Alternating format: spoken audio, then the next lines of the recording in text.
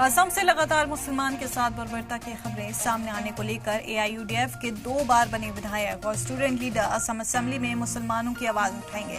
नसीम अहमद से सलाम टीवी नुमाइंदे ने खास बातचीत की। उन्होंने कहा कि मुसलमानों की आवाज उठाने के लिए चुनाव में जीत हासिल हुई है। उन्होंने दूसरे विधायक बदरुद्दीन अजमल की तरफ से भी पार्लियामेंट में मुसलमान की आवाज उठाई जा रही है। असम में बीजेपी सरकार बनने के बाद मुसलमानों के खिलाफ हेट स्पीच दे रहे हैं और बुलडोजर एक्शन और पुशबैक के खिलाफ मौलाना बदरुद्दीन अजमल असम विधानसभा में जोरदार आवाज उठाएंगे। हमारे एआईयूडीएफ के साबिक विधायक और लीडर भी पुरजोर तरीके से असम असेंबली के बाहर भी आवाज उठाएंगे। एआईयूडीएफ के वरिष्ठ लीडर नसीम अहमद जो यूथ लीडर है, उनसे बातचीत करने जा रहे हैं कि इस बार क्या असम विधानसभा में मुसलमानों की आवाज़ जो बनती है एआईयूडीएफ वो इस बार कमज़ोर होगी या दो में ही पूरे विधानसभा में मजबूती से आवाज़ उठाएंगे। इस पूरी जानकारी के साथ हम नसीम अहमद से बातचीत करने जा रहे हैं। देखिए, आवाज़ हमारा शुरू से है, हमारा आवाज़ कभी ख़त्म नहीं हुआ।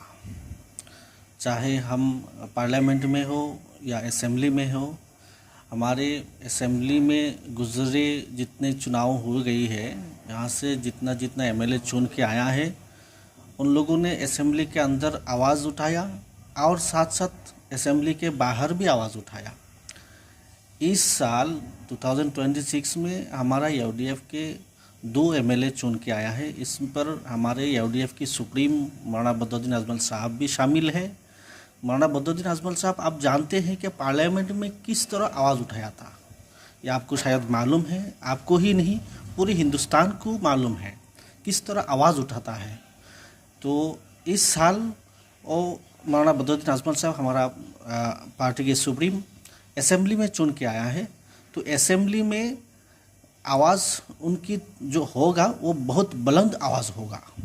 जिस तरह पार्लियामेंट में सिर्फ अकेले एमपी बन के जितना आवाज़ उठाया, अब असेंबली में इससे ज़्यादा बुलंद करके आवाज़ उठाएंगे।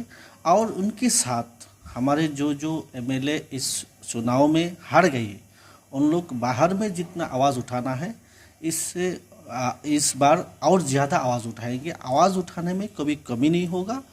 उनके साथ हमारे पार्टी जितने वर्कर्स हैं, वर्कर्स भी आवाज़ उठाएगी। एआईयूडीएफ जिस तरह से आगे भी आवाज़ उठा रहे थे, इस बार भी आवाज़ उठाते रहेंगे, सिर्फ माइनॉरिटी के लिए नहीं, सभी जो सताए हुए समुदाय है उसके लिए।